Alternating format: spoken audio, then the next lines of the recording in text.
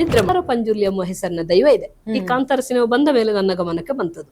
ಅಲ್ಲಿ ಮಾಹಿತಿ ಸಂಗ್ರಹಕ್ಕೆ ಡಾನಾ ಮೊಗಸಾಲೆ ಎಲ್ಲ ಹೆಲ್ಪ್ ಮಾಡಿದ್ರು ನನಗೆ, ಅಲ್ಲಿಯ ಕೃಷ್ಣ ಭಟ್ ಅನ್ನುವ ತಂತ್ರಿಗಳೆಲ್ಲ. ಅಲ್ಲಿ ಹೋದಾಗ ಅಲ್ಲಿ 2 ಪಂಜುರ್ಲಿ ದೈವಗಳಿವೆ. ಒಂದು ಕಾಂತಾರ ಪಂಜುರ್ಲಿ, ಇನ್ನೊಂದು ಅಣ್ಣಪ್ಪ ಪಂಜುರ್ಲಿ. ಅಣ್ಣಪ್ಪ ಪಂಜುರ್ಲಿ ಕೂಡ ಮೂಲತಃ ಸ್ಥಾನಿಕ ಬ್ರಾಹ್ಮಣ, ಶಾನುಭೋಗ ಆಗಿದ್ದವನು. ಇಲ್ಲಿ ಧರ್ಮಸ್ಥಳ ಕುಟುಂಬದಲ್ಲಿ ಇದ್ದಾತ.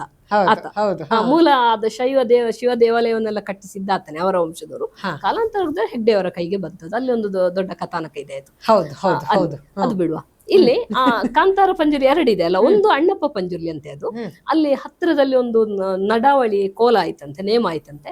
ಅಲ್ಲಿ ಸಮೀಪದ ಕುರಿಗುತ್ತಿನವರು ಅಲ್ಲಿ ಹೋದ್ರಂತೆ.